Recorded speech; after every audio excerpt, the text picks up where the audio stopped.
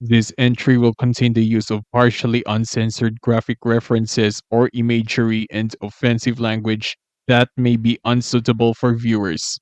They are not presented here for glorification, but for the purpose of educational context. Racist slurs and hate speech may also be present, but like the elements above, we will only use them in this documentary for educating the masses. This entry does not and will never condone racism, hate, bigotry, anti Semitism, or the like in any form. We at MultiJames95 fully support the efforts of Google, YouTube, Meta, Facebook, and Twitter in the curbing of hate speech, racism, abuse, violence, and other similar forms.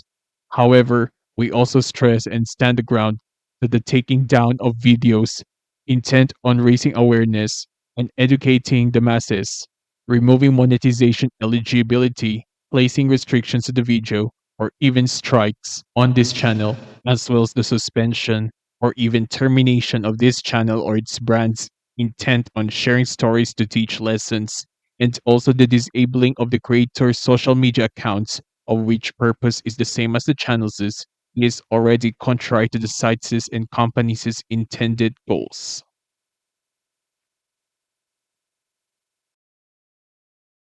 Sigma Alpha Epsilon, or SAE for short, is one of the most recognizable and influential Greek letter social college fraternities across the United States, if not the world. Founded at the University of Alabama in Tuscaloosa, Alabama on March 9, 1856, the fraternity boasts 200-plus chapters across the U.S. However, it is also among the most controversial Greek letter fraternities in history. Hello and welcome to INFORMATRIVIA, Stories, Trivias, and Facts, a documentary series by MultiJames95.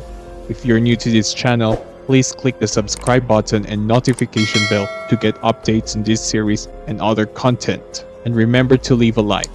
Now let's hurry along and take a look at this episode's subject. On March 7, 2015, members and pledges of the fraternity's University of Oklahoma chapter took chartered buses to the Oklahoma City Golf and Country Club, the venue for their organization's Foundation Day. Aboard one of the buses, after singing a series of songs that threw jabs on their rivals, two apparently intoxicated men stood up and led the singing of a racial slur-filled chant set to the tune and melody of the nursery rhyme, "If You're Happy and You Know It." You're about to see the whole video with slurs uncensored. Please take caution. There'll never be a nigger at sea. There'll never be a nigger at sea. You came from a tree, but don't never talk to me. There'll never be a nigger at sea. Besides their use of the usually anti-black racial slur, nigger, no offense when quoting the term, which in this incident also referred to other minorities, the chant also glorified the Jim Crow era USA. You can hang them from the tree referenced lynching, an extrajudicial form of death penalty without proper legal trial, while the lyric "They'll Never Sign With Me" promoted racial segregation, which in this case was to keep the fraternity all white and not allow any minority, African Americans included, into the organization. The videos were recorded by two frat members who posted them online. They were picked by a student group organization called Unheard and spread like wildfire. Within hours of the video spread, the national headquarters of SAE in Illinois ordered the closure of the OU chapter and elected to expel all its members. Simultaneously, the university applauded SAE's decision and ordered the closure of the chapter house, giving SAE-OU members until the end of March 10 to move out. Later, the two chant leaders, Texas natives Parker Rice and Levi Pettit, were expelled from the university, although both voluntarily left on their own, through two expulsion letters addressed to them by the then-sitting OU president, former Oklahoma State Senator, Governor, and Congressman David Lyle Boren. The penalty was based on the Students' Rights and Responsibilities Code, and that their leadership in such a racist chant had already created an extremely hostile educational environment. Both Rice and Pettit have since re-enrolled in the Austin and Dallas branches of the University of Texas, respectively. On March 25, through the guidance of Oklahoma State Senator Anastasia Pitzman and several African American leaders and civil rights figures, Levi Petit apologized publicly for his actions. Parker Rice issued an apology earlier on March 10, 2015, and added that he led the chant under the influence of alcohol, while also stating that the chant was taught to them. Protesters later gathered outside the Rice family home in Dallas and protested his apology as not genuine. In response to Rice's apology, an anonymous member of the chapter, whom we will only protect under the name Andrew James, confirmed the former statements through an interview. According to this certain Andrew James, who was present in the chapter house on the day of the incident but absent from the bus during the chanting, the students and members of the chapter, seen in the video, were drinking glassfuls of alcohol in the chapter house before the incident. OU President Boren theorized that the chant was learned on the fraternity's leadership cruise, wherein the SAE National Headquarters suspected the same and issued a statement that the chant is not one of their sanctioned songs, and whoever made such hostile songs are dealt with severe punishment. At the March 18 press conference, the National SAE Office apologized and vowed to promote diversity. The fraternity strongly denied that members had been taught the song and stated that they were investigating additional racist incidents. Elsewhere, the University of Texas said that it was looking into claims that the chant was used by SAE members there. However, both the national headquarters and Boren state that the chant was informally formed and shared during the leadership cruise by other members.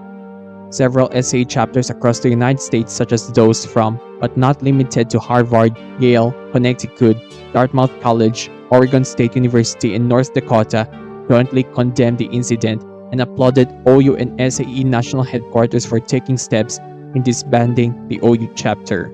With the fraternity house closed, 2 staff members lost their jobs, Resident Chef Howard Dixon and house matron Boton Gilbo. GoFundMe pages were set up for both parties. However, an additional video emerged showing Gilbo using the same slur, nigger, while singing along to a rap song at the fraternity in 2013.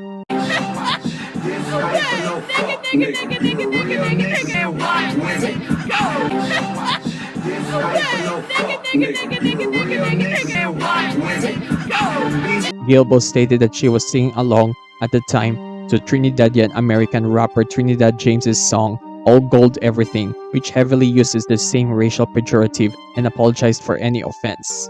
At the same time, she also voiced out her dismay on the incident. I heard the words, unbelievable. This is not SAE. As for Dixon, he was left homeless, but thanks to some GoFundMe pages raising thousands of dollars and other board officials of the university hearing of his plight, he was hired by the OU chapter of Kappa Sigma, wherein he started cooking for them and became their next resident chef. Both Gilbo and Dixon have expressed that they never heard such song being sung and only heard of it the day after the incident. The SAE-OU chapter's only 2 African-American alumni, medical sales businessman Jonathan Davis and lawyer William Bruce James II, defended Boton Gilbo despite her rap along to the Trinidad James song, while also voicing out their support for the chapter's closure. Both men view Gilbo as an extended family member and denied any statements that she was racist, and the video only showed her getting caught up in the moment. Davis has stated that his co-members and batchmates in the chapter would never allow discriminatory behavior to take place, while James echoed Davis's statements and stated that he disowns the people in the videos. Remembering how Gilbo took care of him and during one visit to the frat house with his wife and children, also nursed the latter when they were babies, William James took pity on her and offered her the help she needed. In a telephone call to Gilbo, he stated that she shouldn't be using the slur in any means such as a song, while also expressing that he forgives her for the 2013 mistake. One of the chapter's founders, Indian origin American tycoon Jay Vinikar, also expressed shock and anger on the incident, and just like William Bruce James II, disowned the members who participate in the chant. In the wake of the incident, protests occurred in the university, wherein hashtags of "Not on our campus," "SAE hates me," and "Never be a nigger SAE" trended. Ever since school year 2015 to 2016 until the present, all first-year students and faculty of OU have been required to take a mandatory 5-hour course on diversity. Although several news outlets have connected the training to the chanting video, this course was announced in January, prior to the incident, in connection with the rumors of cowboy and Indians theme parties being planned by a different fraternity. In the same scenario, Sigma Alpha Epsilon also launched a similar mandatory diversity course for its newcomers. What lessons were learned from the SAE-OU incident? It's time for you to speak out.